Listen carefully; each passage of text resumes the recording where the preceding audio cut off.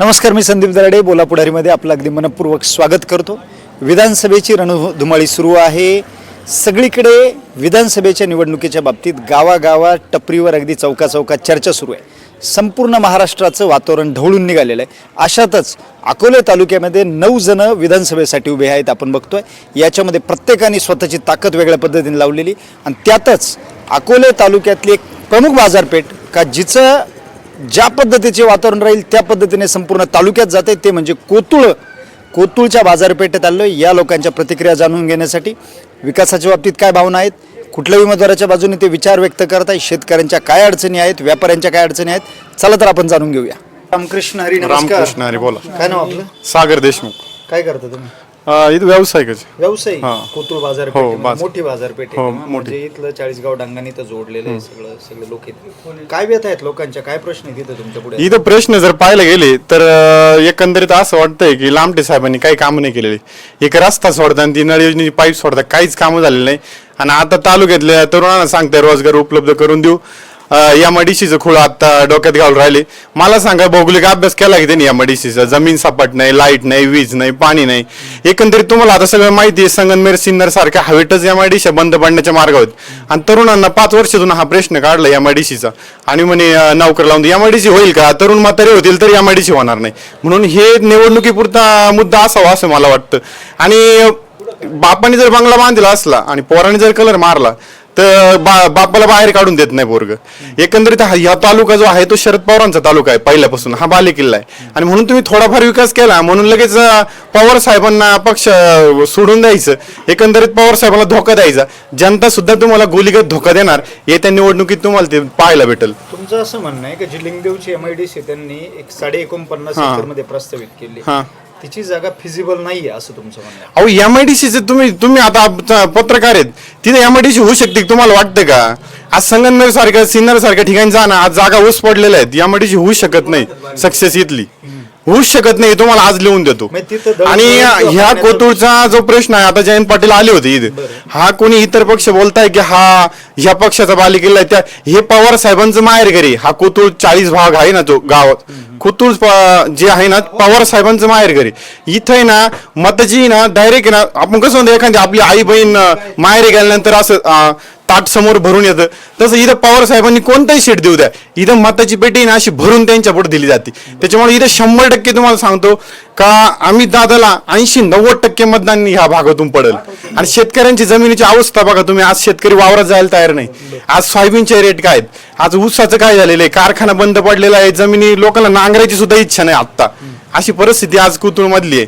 त्याच्यामुळे पवार साहेबांना लोक सोडूच शकत नाही. आज शेवटच्या क्षणाला आहे ना पवार साहेबांचंच बटन दाबलं जाईल. आणि तुम्ही व्यापारी आहे, तुमच्याकडे अनेक लोक येतात बाजारपेठेत. शेतकरी कुठल्या पद्धतीने किंवा तरुण कशा पद्धतीने व्यथा मांडतात तुमच्याकडे? तरुण एकच सांगतो काय, कुठं यायला जायला जागा नाही. आज कोणच्या चांगल्या व्यक्तीच्या गाडीला दुधाची किटली, तेवढ्या 25 रुपयाच्या दुधाच्या रेटला आज सगळं सर्कल त्याचं कुटुंब चालू आहे. त्याला 1 रुपया यायची जागा नाही कुठूनच. म्हणजे शेतकरी फार निर्वोध झालेला आहे आत्ताच्या पिढीत. त्याच्यामुळे आता सगळे ते म्हणतायत का फक्त पवार साहेब सोडून आपल्याला वालीच नाही शेतकऱ्याला. जे मागील 2.5 वर्षामध्ये महायुतीचं सरकार होतं, त्यांनी जे धोरणं घेतली शेतकऱ्यांसाठी, सर्वसामान्यांसाठी, ती धोरणं योग्य नव्हती असं म्हणायचं? धोरणं कसले? तुम्ही धोरणं 2.5 वर्षापूर्वी नाही केले का धोरणं? आता धोरणं टाकली. आजची परिस्थिती काय, शेतकऱ्यांची कोणती स्कीम बसू नाही राहील. कुठं ड्रिपला कोणची हे नाही, कोणतं कागदाला नाही, कशालाच नाही. सगळ्या योजना बंद केल्या. लाडक्या बहिणीला 1,500 रुपये दिली. अहो 1,500 कसली? आज सोयाबीनचे 4,000 रुपये रेट आहे. मागच्या वेळेस जेव्हा सरकार आलं तर उद्धवजींचं, त्यावेळेस 5,000 5,500 रुपये होता. म्हणजे 1,500 रुपये क्विंटल मागं तुटले. आज ज्याला 10 पोते झाले त्याचे 15,000 रुपये तुटले. आणि तुमचे 1,500 कुटुंबात येऊन काय फायदा झाला? हे सगळं आहे ना फक्त बनावबनीचं राजकारण आहे. पवार साहेबांशिवाय ह्या तालुक्याला पर्यायच नाही. 5 वर्षापूर्वी तुम्ही असाल किंवा हे कोतुळचे सगळे लोक असतात, यांनी बहुमताने डॉक्टर लामटेंना निवडून दिलं त्यावेळी, बरोबर? 5 वर्षात असं काय झालं की इतकी मोठी अँटी इन्कम्बन्स किंवा तुम्ही इतका रोष आज व्यक्त करताय? रोष नाही, हा रोषच नाही. शरद पवारला ज्यांनी धोका दिला ना त्यांना जनता गोलीगत धोका देणार 100%. तुम्हाला पाहायला भेटेल या निवडणुकीमध्ये. दादा नमस्कार. नमस्कार. काय करता तुम्ही? मी आता जॉब करतोय पुण्यामध्ये. पुण्यामध्ये जॉब करता? मग पुण्यावरनं तुम्ही आता का निवडणुकीसाठी आले? नाही, आलो जरा थोडे दिवस घरी. थोडे दिवस घरी आले. काय विचार आहे तरुण म्हणून आता पुण्यामध्ये जॉब करताय, मग आपल्या गावाकडे आल्यानंतर या तरुणांची परिस्थिती बघितल्यानंतर इथं जे काही रोजगारची अडचणी असतील किंवा इतर विषय किंवा आता त्या दादांनी मांडलं MIDC जॉबची, पुणेसारखे एक प्रगत शहरात राहिल्यानंतर आपल्या कोतुळगावची काय परिस्थिती वाटते? तसं बघितलं तर मी एवढ्या वर्ष पुण्यामध्ये राहतोय, तिकडे जाऊन मी सांगितलं मी अकोल्याचं आहे तर आपल्या तालुक्याची काही ओळखच नाही आहे तिथं. तसं बघितलं तर त्यांना सांगायला लागतं की मी संगमनेरच्या जवळ माझं गाव आहे तिथे राहतो अकोल्याला, अशी आपल्या तालुक्याची व्यवस्था आहे. आणि MIDCचा प्रश्न तुम्ही म्हणता तर आपल्या तालुक्यामध्ये चांगल्या प्रकारची कुठलीही शैक्षणिक संस्था नाही आहे. परत MIDC मध्ये काम करण्यासाठी ना स्किल्ड लेबर लागतं, बरोबर आहे. ते तयार करण्यासाठी तुम्हाला शैक्षणिक संस्था चांगल्या केल्या पाहिजे तालुक्यामध्ये, त्यानंतर तिथं काम करण्यासाठी लोक येतील, रोजगार निर्माण होईल. त्यासाठी आपल्याला बेसिक आहेत त्या गोष्टी शैक्षणिक संस्था काढायला लागतील. परत आपल्या हॉस्पिटलचा प्रश्न आहे, कुठलंही काही एखाद्याला काही झालं तर संगमनेरला घेऊन जायला लागतं, अकोल्यामध्ये मूलभूत सुविधा नाही आहेत. मग त्या दृष्टीने विचार केला तर या बेसिक रिक्वायरमेंट मला असं वाटतं की पूर्ण केलं पाहिजे. शैक्षणिक संस्था झाल्या, हॉस्पिटल झाले, रस्त्यांचा एक प्रश्न आहे. आता बोटाकडनं येताना पण तो पर्यटनाचा आपला पट्टा आहे सगळा, तर तो रोड आहे तो एवढा खराब आहे की लोक यायचं टाळतात इकडे. मग त्या मूलभूत सुविधा अजून काही डेव्हलपमेंट झाली नाही आहे. त्या गोष्टीने मला असं वाटतं की काय विचार आहे तुमचा या निवडणुकीच्या संदर्भात? आता 9 उमेदवार उभे आहेत, म्हणजे आता अमित भांगरे, किरण लामटे, वैभव पिचड, मारुती मेंगाळ, मधुकर तळपडे, अनेक जण आहेत. बरोबर. याच्यामध्ये जनता काय विचार करते, काय कौल देईल? मला असं वाटतं की आम्ही मागच्या वेळेस बदल हवा म्हणून आम्ही लामटे साहेबांना निवडून दिलं, पण पाहिजे तसा विकास आमच्या तालुक्यात झाला नाही आहे. कारण की सगळ्यात मूलभूत सुविधा ज्या राहतात त्याच तयार नाही झाल्या तर काय विकास करणार? तुम्ही रस्ते करणाऱ्यांना विकास नाही म्हणू शकत, कारण की काही गोष्ट करायची असेल तर तुम्हाला संगमनेर जायला लागतं. आमची सगळी लोक इकडचा जेवढा पट्टा आहे तो संगमनेर जातो. मग त्या सुविधा आपल्या तालुक्यात का निर्माण नाही होऊ शकत? माझा हा प्रश्न आहे. आणि आता अमित भांगरे हे तरुण आहेत, त्यांना पण आमच्या समस्या काय आहेत काय नाहीत माहिती आहे. त्यांनी एक विजन ठेवून ते ही निवडणूक लढवत आहेत. तर मला वाटतं अमित भांगरेसारखा उमेदवार या तालुक्याला मिळाला तर निश्चित काही ना काही आपल्या तालुक्याची डेव्हलपमेंट होईल. आणि जे मला आता पुण्या मुंबईला सांगायला लागतं की मी संगमनेरच्या जवळ माझं गाव आहे, तर भविष्यात मी अकोले सांगितलेलं अकोल्याची वेगळी ओळख निर्माण करण्याचं काम हा तरुण करतो. भांगरे एक वेगळी ओळख निर्माण करू शकते 100%, कारण की ते विजन ठेवून ही निवडणूक लढवत आहेत, विकासाच्या मुद्द्यावर ते बोलत आहेत. म्हणून मला असं वाटतं की अमित भांगरे हा उमेदवार चांगल्या मताधिक्याने निवडून तर येईलच आणि एक आपल्या तालुक्याची चांगली ओळख निर्माण होईल भविष्यात. दादा नमस्कार. नमस्कार. काय दुकान आहे तुमचं इथं? हा नाही, मी तसा प्रॉपर नेवासाचा आहे, पण हा 10 वर्ष झाले इथंच स्थायिक असतो. मामा 10 वर्ष आहे, इथंच आहे. बरं, मामा आहे माझे, ते इथंच मी शॉप वगैरे बघतो ओके इथं. Okay okay. म्हणजे सगळं इथलं तुम्हाला माहिती आहे बोस? हो, सगळं स्थानिक विषय, स्थानिक तुमचे प्रश्न, समस्या, शेतकऱ्याच्या समस्या. आता मी जवळपास म्हणजे जे ठिबकचं अनुदान वगैरे, गव्हर्नमेंटच्या फायली वगैरे ज्या शेतकऱ्याच्या असतात ते सगळं मी बघतो इथं. हो त्या हार्डवेअरचा व्यवसाय चालतात, हा शेतकऱ्यांशी निगडीत व्यवसाय हो, सगळं शेतकऱ्याशी निगडीत आहे. काय परिस्थिती, किती महाग झाल्या वस्तू किंवा काय अडचणी, शेतकऱ्याला काय अडचणी येतात हे सगळं घेताना? शेतकऱ्यांचं म्हणणं असं आहे, जवळपास आता 2 वर्ष झाले ठिबकला हे सरकार जसं आलंय महायुतीचं, तेव्हापासून ठिबकचं 2 वर्षापासून शेतकऱ्याला एकही रुपये अनुदान भेटलेलं नाही आजपर्यंत. आणि जे होतं अनुदान समजा ते 10-20% ते 2 वर्षापासून भेटलं नाही, ते पण नाही. आता 1 वर्ष झाले शेतकऱ्यांनी अर्ज केलेत, ऑनलाईन अर्ज तर केलेत शेतकऱ्यांनी, पण त्यांना पूर्वसंमती भेटलीच नाही, त्यांना मंजुरीच नाही अर्जांना. शेतकऱ्यांचा विचार केला जात नाही? शेतकऱ्यांचा विचारच केला जात नाही हे सरकार. जसं धनंजय मुंडे साहेब मंत्री झाले, कृषी मंत्री झाले, तेव्हापासून तर अजिबात कृषी विभागाच डायरेक्ट बॅक पडलाय सगळं पाठी. हा बरं बरं बरं. म्हणजे लोकांना आता ह्या ज्या वस्तू घेताना हे परवडत नाही हे सगळं करताना, आणि त्यात शेतीमालाला भाव नाही, शेतीमालाला भाव नाही आहे त्यामध्ये, आणि विकास नाहीच आहे, कोणत्याच गोष्टीचा विकास झाला नाही. गव्हर्नमेंटच्या ज्या योजना होत्या त्या सगळ्या बंदच पडल्यात. लाडकी बहिणीसाठी फक्त त्यांनी 1,500 रुपये दिलेत, पण शेतकऱ्याचं इतकं नुकसान केलंय का कोणत्याच विभागाला निधीच नाही, शिल्लकच नाही निधी कोणत्याच. हां, बरं. काय वाटतं आता विधानसभेची निवडणूक लागली, आता इतके सारे उमेदवार रिंगणात आहेत, एक रणधुमाळी चालू आहे, 4 दिवसांनी मतदान आपल्याला करायचं आहे. खरं तर इथं व्यापारी म्हणून काम करताना अनेक लोकांना तुम्ही भेटतात, काय विचार आहे लोकांचा? आता रोज जवळपास 200-300 शेतकरी येतात, भेट देतात, तर आमचं चर्चा तर होते समजा इथं आल्यानंतर. तर लोकांचा जास्तीत जास्त करून आम्ही दादाकडेच आहे, अमित भांगरेंकडे जातोय बा जास्त, म्हणजे लोक त्या माणसाकडनं अपेक्षा करतात. हो, त्यांचं बस लोकांचं म्हणणं आहे, भाऊ हा माणूस नवीन मुलगा आहे, हा काहीतरी पुढं विकास करू शकतो. हां. परंतु विद्यमान आमदार जे आहेत किरण लहामटे त्यांचं म्हणणं आहे की मी तालुक्यामध्ये प्रचंड विकास केला आहे आणि जिथं विकास नसेल झाला त्यांनी मला मतं सुद्धा देऊ नये. काय वाटतं तुम्हाला? विकास म्हणजे त्यांनी रस्ते, पाणी प्रश्न, नळ योजना हे वगैरे विकास झाला इथं. पण जे लोकांना पाहिजे समजा शैक्षणिक संस्था असतात समजा विद्यार्थ्यांसाठी, आता इथं बस स्टँड आहे. बस स्टँडवर सकाळी 10:30 वाजता अकोले बस असते इथं आणि सकाळी 6 वाजता असते. 2 ते 3 तास इथं शाळेतले मुलं बसून असतात. संध्याकाळी 5:30 वाजता शाळा सुटते येते. 5:30ला बस नाही, ती 1 तास इथं वाजता 6च्या बसनी घरी जातात. पांगरी पिंपळ बसची व्यवस्था नाही इथं. याला विकास म्हणता का? आणि शेतकऱ्यांना आधार दिला गेला. हां, शेतकऱ्यांना आधार दिलाच नाही. आणि शिक्षण आता समजा इथं जवळपास 40 खेडेगावातले मुलं शाळेत येतात, त्यांना जायला बस नाही इथं. म्हणजे बसेसची दुरावस्था आहे लोकांची. दादा नमस्कार. नमस्कार, बोला. काय चाललंय? काही नाही, चालू आहे काम धंदा मस्त आपला. व्यवस्थित व्यवसाय मस्त चालू आहे. कोथरूडमध्ये आलो इथं आज आम्ही बाजारपेठेत लोकांकडनं प्रतिक्रिया जाणून घेतो विधानसभेच्या संदर्भात किंवा काय विकास झाला, लोकांच्या काय व्यथा आहेत, काय प्रश्न आहेत. इथं आल्यानंतर मिक्स प्रतिक्रिया आम्हाला येत आहे आणि व्यथा पण मोठ्या प्रमाणावर शेतकऱ्यांची आहे. काय परिस्थिती इथं? आता जे माजी आमदार होते आपल्या तालुक्याचे किरणजी लामटे साहेब, यांचा मी सांगतो पहिली गोष्ट तुम्हाला. मी त्यांचं 5 वर्षापर्यंत मी स्वतः बूथ लावले वार्ड नंबर 5 मध्ये, पण त्यांनी आमच्याकडे 5 वर्ष लक्ष दिलं नाही. गावातील काही पुढारी घेऊन त्यांनी व्यवसाय चालू केला त्यांच्या पार्टनरशिप मध्ये कुठं गावात ठेकेदारीचा. आणि 5 वर्ष आम्हाला भेटले पण नाही. पुढं येत्या 8 दिवसापूर्वी मला ह्याच दुकानामध्ये ह्या चहाच्या तिथं मला मिळाले. म्हणले काय झालं, कसं काय केलं तू? मी एवढा निधी दिला ग्रामपंचायतला कोथरूडच्या, दिला ना बोललो तुम्ही निधी, पण तुम्ही निधी कोणाला दिला? तुमच्या वैयक्तिक कार्यक्रम दिला, त्यांना धंदा करण्यासाठी निधी दिला तुम्ही तो. आणि जो आमचा पूल झाला कोथरूडचा त्याचं श्रेय कोणी घेतलं? आज लामटे दिलं. काय संबंध त्यांचा श्रेय घेण्याचा? याचा पाठपुरावा केला असेल तो माझे खासदार भाऊसाहेब वागतोरे केला त्या काळामध्ये. म्हणजे तुम्ही 2200 कोटी रुपये निधी दिला सांगताय तालुक्यामध्ये. म्हणजे तुम्ही खासदारांचे काम मंजूर करून आणले त्यांच्या माझ्या काळामध्ये, त्यांचं श्रेय तुम्ही निघाले आज.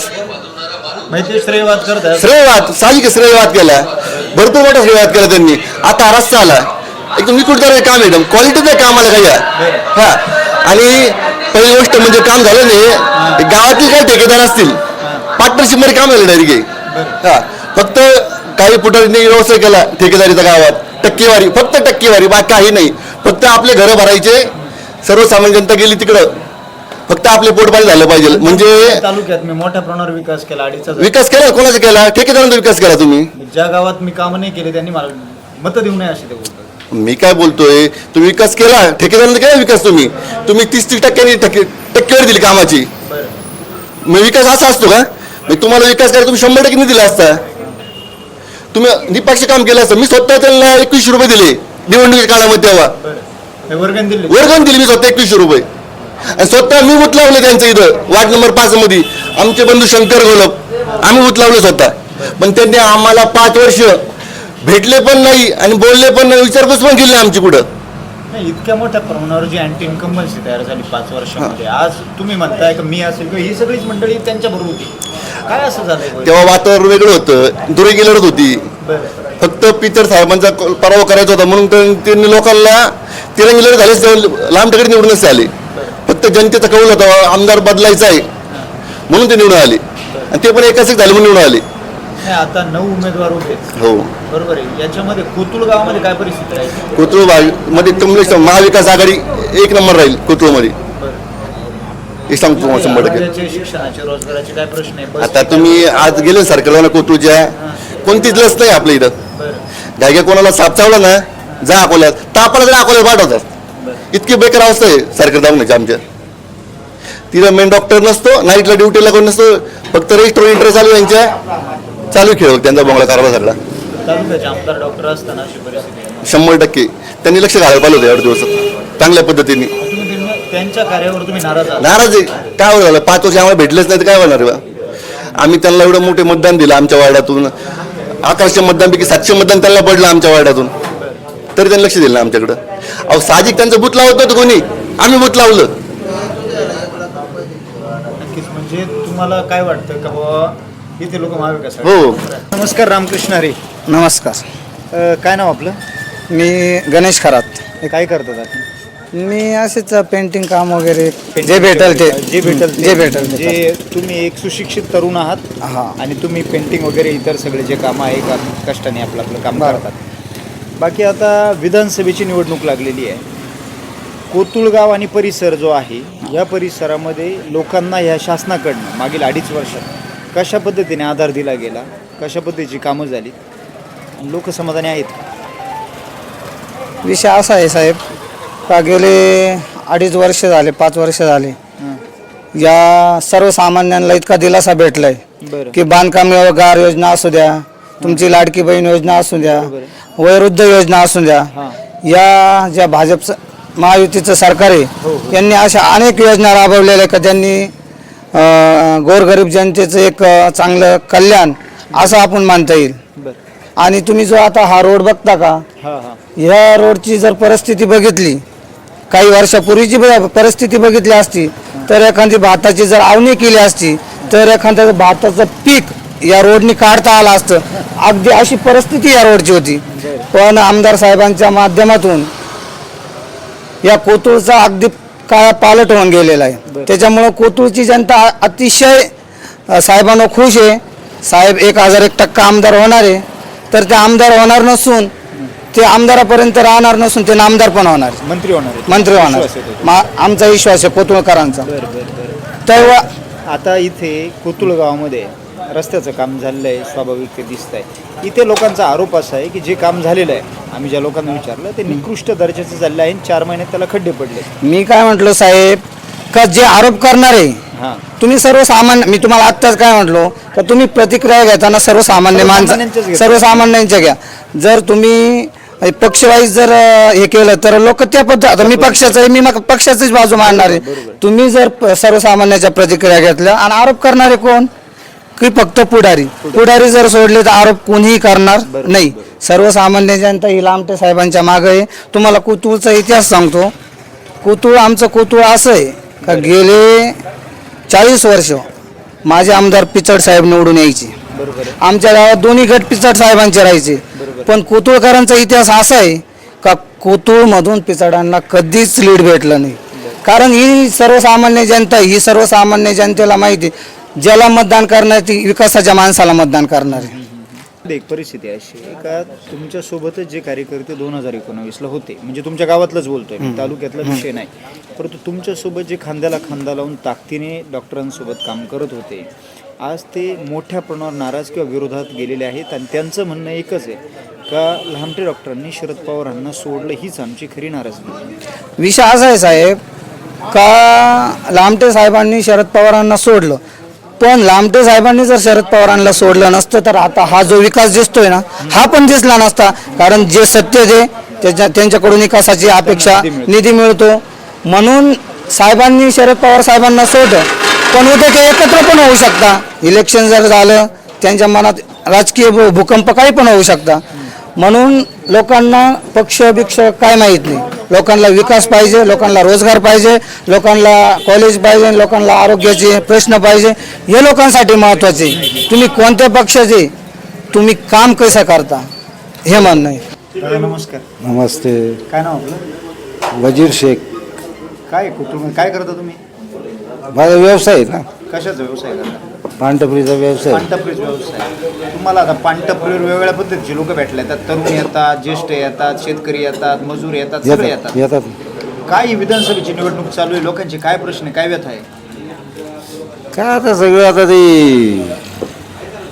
आता आम्हीच भांगरेचीच हवा आहे बा. सगळं आम्हीच भांगरेचंच हे करते बा. लोक आम्ही हा, आम्हीच भांगरे निवडून द्यायचं यंदा. हा, सगळं हवा तर आम्हीच भांगरेची. तू तरी वाजवायची म्हणते बा. लोक बोलतात. हा. दादा नमस्कार. नमस्ते काय नाव नमस्ते. आपलं? सचिन भाऊसाहेब गीते, तुम्ही वैभवराव पिचड यांचा प्रचार करता. समर्थक तुम्ही त्यांचे समर्थक आहात. पहिल्यापासून. का त्यांचा प्रचार करताय? का म्हणजे पहिल्यापासून त्यांनी मोड बांधलेली, तालुक्याची मोड बांधली. तालुक्यामध्ये समजा आता समजा बिल्डिंग उभी राहिली, हां, ही बिल्डिंग, हां. आता हे बिल्डिंग उभी राहण्याचं काम कोणी केलेलं आहे? बापांनी. पिचड साहेबांनी. फक्त आता कलर, रंगरंगोटी, बाराभानगडी आता हे पोरांनी केलं. मग आता पोरांनी परत ते नारळ फोडायचं का? म्हणजे पोरांनी बापाचं योगदान नाही विसरायचं असं तुमचं म्हणणं आहे. सगळ्यात महत्वाची ती गोष्ट. योगदान किरण लामटे विसरले याचं कारण असं का समजा धरणं बांधल्यानंतर नारळ फोडायला कोण जवळ आज पाणी सोडायला पाणी सोडायला, नारळ फोडायला, जलपूजन करायला, या सगळ्या गोष्टीत कोण जाऊ राहिला आता? आमदार केलं लांबटे. आणि तो काय म्हणतोय, हे आपलं योगदान आहे. अरे पण बांधलं कोणी? तू एक किटीवर साधा एक किटीवर मुळा, प्रवारा, आढाळा या ठिकाणी एखादा किटीवर बांधला का? आणि जर बांधला असेल यायला आजपासून तू आम्ही उमेदवार चाल तुझ्या बरोबर येणार. म्हणजे तुमचं म्हणणं त्यांनी निर्माणाचं काही काम केलेलं नाही? निर्माणाचं काहीच काम नाही केलं, फक्त कलर, रंगरंगोटी नाही का, ते डागडुजी, सेटर बिटर वळणं हे कामं त्यांनी केले. आपण ते पण मान्य करतो. परंतु पिचड साहेबांनी आखी पायाभरणी केलेली या तालुक्याची पाण्याची. आज हे जो कोथरूड शहर आपण काय म्हणतो मुळा विभागाचं जे सुजलाम सुफलाम जी गोष्ट झालेली आहे ती फक्त पाण्यामुळे झालेली आहे. आज मी शेतकरी, माझ्या 3 ठिकाणी जमिनीत 3 ठिकाणी माझ्या किटीवर म्हणून मी पाणी ओढतो. हे कोणामुळे ओढतो? कारण तेवढं पाणी भरलेलं आहे, मुळात पाणी भरलेलं आहे. आंबीत, बलठण, घारगाव, कोथळा, कोणा, गोटी, शेवंडी एवढे धरणं कोणामुळे झालेत? हे फक्त पिचडांमुळे झालेले आहेत. यांचं काय योगदान काय यांचं? मला सांग ना, यांचं योगदान काय? एखादा केटोरा बांधला का, एखाद्या ठिकाणी मोटर टाकली का, एखाद्या ठिकाणी काहीतरी यांनी काम केलंय आज काहीतरी दाखवा फक्त. आता समजा रोड झाला, समजा हा कोथरूड शहराला रोड झाला बुवा, आपण म्हणतो झाला, पण त्याच्या अगोदर आथरून कोणतरी पांघरून आथरून कोणतरी टाकलंय ना. आज तुम्ही 200 कोटी रुपयाची प्रॉपर्टी झाली, कशामुळे झाली? हे टक्केवारीमुळे झाली. ही सगळी टक्केवारी. या गावातल्या मेन पुढारी 2-3 जण आज ते काय म्हणतात का बाबा दारू विकणारे आम्हाला, आपले दारू विकणार नाही, दारू पिणारे आम्हाला पसंत नाही, दारू पिणाऱ्यांना लाथा मारतो हा, आणि दारू विकणारे चालतात का? ही कोणती पद्धत? अवैध धंदे सगळे चालू आहे असं तुम्हाला म्हणायचं? याच्याबरोबर टोळी नरी कोणती? याच्याबरोबरची टोळी कोणती मला सांगा बघतो. ते म्हणतात माझं एकही कार्यकर्ता व्यसनी नाही. व्यसनी नाहीये, विकणारी कोणी? म्हणजे विकणारे सोबत आहे बुवा. विकणारी सोबत दारू जुगारी आणि पिणारे उडत गेले. ही कोणती पद्धत? ही कोणती पद्धत? अरे काहीतरी त्याला न्याय पाहिजे राव, बोलण्याची पण पद्धत पाहिजे. अरे आमदार आहे तू, 200 कोटीची प्रॉपर्टी गमावली त्यांनी. बर थांबा, मला एक सांगा, एक प्रश्न देतो मी. आता मागच्या वर्षी डिसेंबर आपलं फेब्रुवारी 12 तारखेला धरणातून पाणी सोडलं, आपल्या मुळा विभागातून पाणी किती सोडलं? पाणी सोडायची किती गरज होती माहिती का? पाणी सोडायची गरज होती 13 केटेवर आहे. इथून खाली किती आहे? फक्त 13 आपल्या याच्यापर्यंत क्षेत्रापर्यंत. मग 13 केटेवरला पाणी किती लागतं? एका केटेवरला 5 MCFT पाणी लागतं.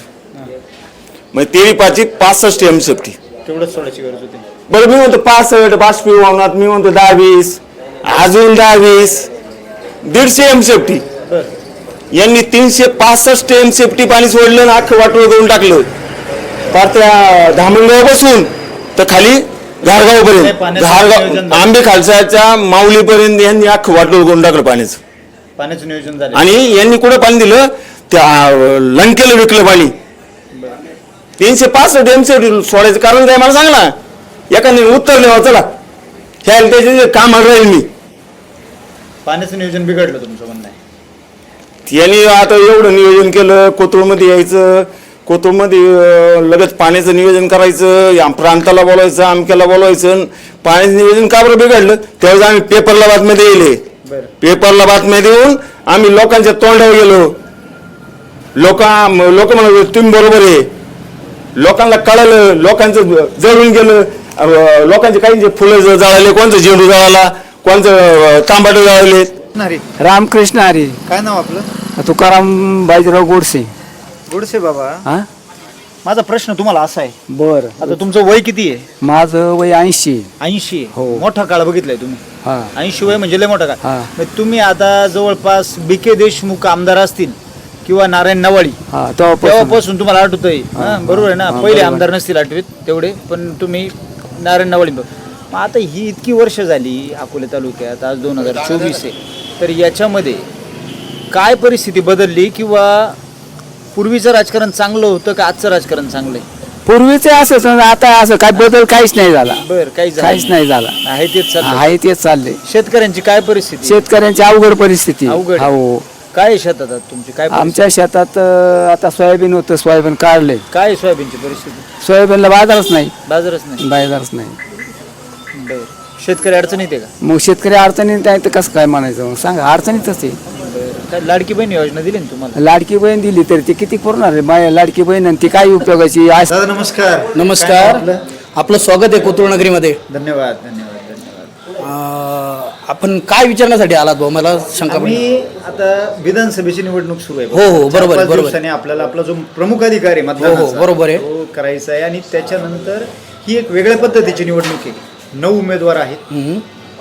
पिचड साहेब का ज्यांनी 40 वर्ष तालुक्याचं प्रतिनिधित्व केलं, आज ते अपक्ष म्हणून उभे. बरोबर आहे. त्याच्यानंतर डॉक्टर किरण लांब, ते 5 बरोबर आहे. वर्षापूर्वी ज्यांना तालुक्यात निवडून दिलं, बरोबर आहे. पवारांकडे गेले. यांची शरद पवारांची उमेदवारी अमित बांगरेला मिळाली. मारुती मंगळ उभे, तळपडे उभे, अनेक जण उभे. बरोबर आहे. कोथरूडमध्ये आम्ही जाणून घ्यायला आलो की शेतकऱ्याचे काय प्रश्न आहे, काय व्यथा आहे किंवा सर्वसामान्यांचं निवडणुकीच्या बाबतीत काय म्हणणं आहे. काय होतं सर, ते 36 महिन्याचा आमदार बरं. आणि 41 वर्षाचा कार्यकाल असलेले मधुकररावजी पिचड साहेब यांच्या जर निधीचा विचार केला तर 41 वर्षामध्ये साधारण 2500 ते 3000 कोटी रुपयाच्या पुढे हे ढोबळ आकडे, त्याचा अभ्यास नाही आहे. हे जे सांगतात आपल्याला समोरचे की बाबा आम्ही 2500 कोटी आणले, 2500 कोटी आणले. मला प्रश्न असा पडला सर, 40 वर्षाची कारकीर्द मोठी की 33 महिन्याची कारकीर्द मोठी? हे 5 वर्ष आमदार होते, पण पहिले 2.5 वर्ष हे झोपेतच होते हो. मग अचानक कुठून चमत्कार झाला का? कोरोना त्यांना पावला का ते पळायला लागले? बरं, पळाले तर पळाले. ज्या पक्षातून त्यांनी उमेदवारी केली त्या पक्षाशी त्यांनी गद्दारी केली, करू द्या, काही अडचण नाही. पण जनतेशी देखील वैमनी केली. आज ते प्रत्येक गावात गेलं का काय सांगतात, मी 2500 आपलं 2500 कोटी रुपयाचा निधी आणला, हे केलं ते केलं. पण मला हा प्रश्न पडतो, 2500 कोटी रुपये जर अकोले तालुक्यात आले असतील, त्याला मागास तालुका का म्हणायचं? तो शिक्का पुसण्यात आला का? तुमच्या 2.5 वर्षाच्या कारकिर्दीमध्ये तुम्ही तालुक्याचा किती विकास केला याचे जर आपण जर समतोल अभ्यास केला तर याच्या मागचे जे उमेदवार होते, आपलं आमदार होते, त्यांनी किती केला? हा एका दिवसात तर काही चमत्कार झाला नाही. हा काल जन्माला तालुका आला आणि आज तुम्ही आमदार झाले. त्यांचं म्हणणं आहे की तालुका स्वातंत्र्यच तालुक्याला 2019ला मिळाले. अहो, हे काय बोलणं मूर्खासारखं? मग त्याला असं म्हणायचंय का आंबेडकर झाले नाही, नेहरू झाले नाही, गांधी झाले नाही का? देशाच्या आधी पुढारीच जन्माला आले नाही? हा एकमेव पुढारी आहे का? हा बाबा एखादा व्यक्ती म्हणू शकतो बाबा माझ्या आधी काहीच झालं नाही, आम्ही कबूल करू. पण तुम्ही जर असं म्हणू लागले का आमच्या आधी जगच नव्हतं अस्तित्वात, मग काय तुम्ही एकटेकडून आकाशातून उतरले का? आता राजूरला एक सहविचारी सभा झाली. त्या सभेमध्ये विनय सावंत म्हणून आहेत जे त्यांच्याबरोबर काम करतात. बरोबर आहे, ऐकलेलं आहे. तर त्यांनी वक्तव्य असं केलं की पिचड जे उभे आहेत ते बीजेपी कडनं उभे आहेत, त्यांना रसद पुरवली गेली आहे, त्यांच्या बंगल्यावर गुजरातचे लोक आले. बरोबर आहे. या पद्धतीचे आरोप त्यांनी केले. अहो, एखादा माणूस ज्याची किंमत 1.5 दमडीची नाही तो व्यक्ती काही आरोप करतो आणि त्या आरोपांना आम्ही उत्तर द्यायचं आणि का द्यायचं? बरं. मला एक प्रश्न असा पडतो, ज्या माणसाची कारकीर्द 40 वर्षाची आहे तो माणूस कशाला कोणाच्या दारात जाईल? आज त्याने 40 वर्ष हा तालुका सांभाळलाय, बापासारखा आईसारखा सांभाळलाय. ह्या तालुक्याला आकार कोणी दिला असेल तर पिचड साहेबांनी, ह्या तालुक्यात वीज कोणी आणली असेल तर पिचड साहेबांनी, ह्या तालुक्यात जर अगस्ती साखर कारखाना कोणी उभं केला असेल तर पिचड साहेबांनी.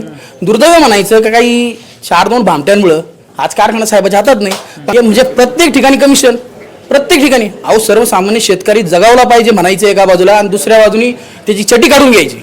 म्हणजे त्याला लपता आलं नाही पाहिजे, त्याला वागता आलं नाही पाहिजे, अशी काही परिस्थिती आज अकोले तालुक्यात. एका बाजूला बघितलं का त्यांनी आता मागे एक वक्तव्य केलं की पिचड साहेबांना आयुष्य लाभावं किंवा त्यांनी जगावं, माझा विकास व्हायला, किंवा काल एकीकडे वक्तव्य त्यांनी केलंय. पुन्हा माझं बोलणं तुम्ही लक्षात घ्या, जो व्यक्ती एखाद्या ज्येष्ठ व्यक्तीची, ज्या व्यक्तीने ह्या समाजाची सेवा केलेली आहे त्याची इज्जत ठेवू शकत नाही, जो व्यक्ती चालत्या गाडीतून बसणाऱ्याला लात मारतो, जो व्यक्ती माणूस उभा असला का त्याला शिव्या देतो, त्या व्यक्तीकडून तुम्ही कोणती आपलं संस्कृतीची किंवा संस्काराची अपेक्षा करता? सांगा ना मला तुम्ही. अहो, सत्ता मिळाली म्हणजे धुंदीत नसतं राहायचं. सत्ता ही समाजाच्या सेवासाठी असते आणि सेवक हा नेहमी नम्र असतो. आता याचं उदाहरण तुम्ही दुसरं घ्या. आता त्या घोडदेवीला, आपल्या घाटन देवीला साधारण तालुक्यातून माझ्या माहितीनुसार 300 ते 400 गाड्या गेल्या असतील हो. ऐका ना, मी म्हणतो 22,000 3,000 जाऊ द्या, आपलं त्याबद्दल मत नाही. 5 वर्षापूर्वी जो माणूस झुळी घेऊन येत होता, आज त्याच्या झुळीमध्ये अशी काय अलिबाबाची गोवा सापडली का तो एवढ्या मोठ्या प्रमाणामध्ये लोकांना नेतो. बरं, एक गाडी समजा जर तुम्ही जर घाटंदीला जायचं म्हटलं कोथरूडमधून, तर साधारण 3,000 रुपये खर्च येईल का नाही डिझेलचा. त्या महिलांना खर्च आहे, त्यांना साड्या आहेत. अहो, मला एक जणांनी सांगितलं म्हणजे साडी चोळी केली, म्हणजे काय प्रकार आहे हा अलिबाबाची गोवा नेमकी कुठं सापडली या माणसाला, जो 5 वर्षापूर्वी झुळी घेऊन येत होता, ज्याच्या झुळीमध्ये मी 100 रुपये टाकला होता. तुम्हाला स्पष्ट सांगतो, त्यावेळेस किती रुपये टाकले होते? 100 रुपये टाकलं. आज ज्या देवाला 100 रुपयाचा नवस केला, त्या देवाच्या घरामध्ये जर हजारो कोटी रुपयाची प्रॉपर्टी तयार होती, मग हा अलिबाबा आला कुठून? कोणत्या बँकेवर दरोडा पडला? कोणत्या जनतेचे पैसे लुटले गेले? हा प्रश्न का नाही विचारित जनता? आज जर ते पिचड साहेबांवर आरोप करतात, बोलतात, आज पिचड साहेब आजारी आहेत, मी स्वतः नाशिकला गेलो साहेब, ते बोलण्याच्या मनस्थितीमध्ये नाही. जो माणूस आज मृत्यूशय्यावर आहे, बोलू नये असं घडू नये, मृत्यूशय्यावर, त्या माणसाबद्दल तुम्ही वाईट बोलता. अहो, त्या माणसाचे उपकार आहेत तुमच्यावरती. तुमच्यासाठी राजूर गटाची जागा मोकळी करणारे वैभव पिचड आहेत, हे तुम्हाला कल्पना आहे का? ज्या वेळेस वैभव आमदार झाले त्याच्या आधी ती जागा वैभवांच्या ताब्यात होती. परंतु का आपल्या समाजाचा एक जाणकार कार्यकर्ता आहे, त्यालाही पुढे गेलं पाहिजे म्हणून त्यांनी स्वतःची जागा त्यांना देऊ केली. आणि आज तेच व्यक्ती भाऊंवरती आरोप करतात. वाईट वाटतो. ज्या माणसाने तुमचं झाड मोठं व्हावं म्हणून पाणी घातलं, तुमच्या वडिलांना 20-30 वर्ष सांभाळलं, अशा व्यक्तीवर आरोप करणं कितपर्यंत योग्य आहे? राजकारण करा तुम्ही, पण राजकारण हे सुसंस्कृत असलं पाहिजे, समाजाला धरून असलं पाहिजे. आपण काय बोलतो आणि लोकांपर्यंत काय मेसेज पाठवतो याच्यात खूप मोठं अर्थ दडलेला असतो. हे उमेदवार सगळे उभे आहेत तालुक्यामध्ये, जोरात चालू आहे सगळा रणसंग्राम. बरोबर. काय वाटतं, लोक वैभव पिचडांना देतील का? अहो, मला ते नाही, वैभव पिचडच निवडून येणार त्या प्रश्नच नाही. त्याचं कारण मी तुम्हाला सांगतो. ह्या तालुक्याची 40 वर्षापासून ज्या माणसांनी मूड बांधली आहे, ह्या तालुक्याला आकार दिला, ह्या तालुक्यात वीज आणली, साखर कारखाना आणला, दूध संघ बांधला, एवढे लोक करंट नाही हो. एखादा व्यक्ती चुकला म्हणून त्याला एवढा त्रास नाही देणार. मी तर या मताचा माणूस आहे काय ह्या वेळेस वैभवच निवडून येणार. आणि जरी दुर्दैवाने नाही आले, मी तुम्हाला पुढचंही सांगतो, पण तो माणूस समाजसेवेत आहे, समाजसेवेत राहणार आणि समाजासाठीच जगणार. एक ऋषीतल्य व्यक्तिमत्व आहे आणि त्याचा जर आपण विचार करणार नसेल तर मग आपल्या इतके करंट काय आपणच. दादा रामकृष्ण हरी. रामकृष्ण हरी. विकासाचं घड्याळ लय भारी. बरं. बोला दादा. काय नाव आपलं? रवींद्र आरोटे. कुठले तुम्ही? कोतुळ. कोतुळ प्रॉपर. हो, प्रॉपर कोतुळमध्ये शेती आहे. शेती करता काय? शेतामध्ये शेतामध्ये आता आपल्याकडं फ्लावर लावलेली आहे, फ्लावर लावले. कांदा होता आपल्याकडं, बरं बरं. टोमॅटो असतात. टोमॅटो असतात. हो. काय आहे तिकडे शेतकऱ्यांची काय परिस्थिती आहे? शेतकऱ्यांची परिस्थिती तुम्ही बघत असाल. FRP ऊसाला FRP देण्याचा खरं तर मोदी साहेबांनी सगळ्यात मोठा निर्णय घेतला आणि महाराष्ट्रातली प्रस्तावितांची जी 40 वर्ष जे सांगतात सहकार आमचा आहे, सहकार आम्ही मोठा केला, ज्यांनी खरं तर सहकार अगदी लुटून खाल्ला होता, त्यांना रुळावर आणण्याचं काम FRPच्या माध्यमातून मोदी साहेबांनी त्या ठिकाणी भूमिका घेतली. शासनाने ज्या योजना दिल्यात बरोबर मागील काळामध्ये, मग लाडकी बहीण असेल किंवा बाकीच्या योजना असतील, याच्या बाबतीत काय मत आहे तुमचं? लाडक्या बहिणीची योजना खरं तर याच्यापूर्वी महाविकास आघाडीची लोक सांगायची योजना फसवी आहे, ही योजना चालणार नाही, तुमच्या अकाउंटवर पैसे टाकले तर ते रिटर्न घेतील, पण अशी कोणतीही भूमिका घेतली नाही. मागच्या 4 महिन्यांचे पैसे आगाऊ दिवाळीपर्यंतचे पैसे सगळे सरकारने पेड केलेत. खरं तर सर्वसामान्य आमची गृहिणी असेल, मोलमजुरी करणारी महिला असेल, तिच्या कुटुंबासाठी तो मोठा आधार आहे. तिच्या मुलीचं शिक्षण असेल, तिच्या मुलीचं लग्न असेल, तिच्या घरातल्या छोट्या छोट्या गोष्टी असतील, दवाखाना असतील, यासाठी मोठा मोलाचा आधार खरं तर त्या लाडक्या बहिणी योजनेच्या माध्यमातून त्या ठिकाणी महिलांना मिळतोय. तर शेतकऱ्यांचं आम्ही गावोगावी फिरत असताना, तालुक्यात फिरत असताना लोकांचं एक म्हणणं असं येतं, जनतेची प्रतिक्रिया अशी किंवा तुमच्या कोतुळ गावातली, बरोबर का आम्हाला आमच्या घामाचं कष्टाचं दाम द्या, 100% सोयाबीनला भाव द्या, आमच्या दुधाला भाव द्या, 100% आम्हाला लाडकी बहीण नाही दिली तरी चालेल, 100% घामाचं दाम द्या. बरोबर आहे. तुम्ही एका बाजूला खरं तर तेलाचे बाजार, सोयाबीनचे वाढले आणि साखरेचे बाजार वाढले, एका बाजूला ओरड करतायत. अरे शेवटी हे शेतकऱ्यांनी उत्पादित केलेल्या मालापासून निर्माण झालेले उपपदार्थ आहेत. साखर कुठेतरी जेव्हा 70 रुपये किलो विकेल तेव्हा आमच्या शेतकऱ्याला 5,000 रुपये टन या ठिकाणी ऊसाला भाव मिळणार आहे. तुम्ही दोन्ही बाजू जर विचार केला, साखरेचे बाजार नाही वाढले पाहिजे आणि ऊसाला भाव मिळाला पाहिजे, अशी भूमिका महाविकास आघाडी फसवं धोरण घेते. तिकडे सांगायचं शहरांमध्ये जाऊन सांगायचं साखर 70 रुपये किलो झाली, इकडे शेतकऱ्यांना सांगायचं अरे ऊसाला भाव तर 3,000 रुपये किंवा 2,500 रुपये, असं लबाडीचं सरकार आपल्याला चालणार नाही. खरं तर दोन्ही बाजू बॅलन्स करत शेतकऱ्याला उत्पादनाला चांगला भाव मिळाला पाहिजे, ही भूमिका पाहिजे. आणि रास्त दरात आपल्या शहरी भागातला जो माणूस आहे त्यालाही ते भाव मिळाला पाहिजे, असा बॅलन्स साधावा लागेल. म्हणजे असं होणार नाही इकडे सांगायचं सोयाबीनच्या तेलाचे बाजार वाढले आणि तुमच्या लाडक्या बहिणीचे पैसे काय झाले.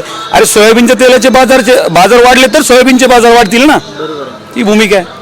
आता अगस्ती सहकारी साखर कारखान्याने 2700 रुपये बाजार भाव दिला. बरोबर याच्यावरती जो आपला प्रवरा पट्ट्यातले ऊस उत्पादक असतील तुम्ही बरोबर. मुंबईतले बरोबर हे नाराजगी व्यक्त करताय की संगमनेर कारखाना 3200 देतोय आम्हाला 27. 100% तुम्ही म्हणता ते बरोबर आहे. याच्यापूर्वी आपण गेल्या 30-35 वर्षामध्ये अगस्ती सहकारी साखर कारखाना कोणाच्या माध्यमातून चालू होता, महाविकास आघाडीचं सगळं सरकार होतं, त्यांच्या नेतृत्वाखाली होतो कारखाना चालू होता. आणि त्याचबरोबर शेजारी संगमनेर कारखाना असेल त्यांचं व्यवस्थापन असेल, त्याच्या पुढे जर गेलं तर प्रवरा सहकारी साखर कारखाना असेल त्यांचं व्यवस्थापन असेल. तिकडे अजितदादांच्या मार्गदर्शनाखाली अंबालिका साखर कारखाना आहे, पूर्ण नगर जिल्ह्यातला सगळ्यात उच्चांकी भाव त्यांनी दिला.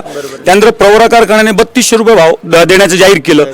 त्याच्यामागे संगमनेर 3000 रुपयात प्रत्येकाच्या व्यवस्थापनातले दोष आहेत, त्यांनी ते सुधारले पाहिजेत आणि अधिकाधिक शेतकऱ्यांना भाव दिला पाहिजे.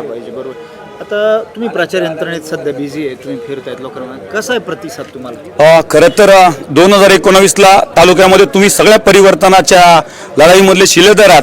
त्यावेळेस आपण पाहिलं 2019ला आपण वेगळं परिवर्तन केलं आणि तालुका एका वेगळ्या खरं तर दिशेनं धावायला सुरुवात झाली. आपणही बघत असताल आपण कोणत्या पक्षाचे आहोत, पार्टीचे आहोत, या पलीकडे जाऊन 2019च्या परिवर्तनानंतर तालुक्याच्या विकासाचे वारे एकदम जोरात व्हायला सुरुवात झाली.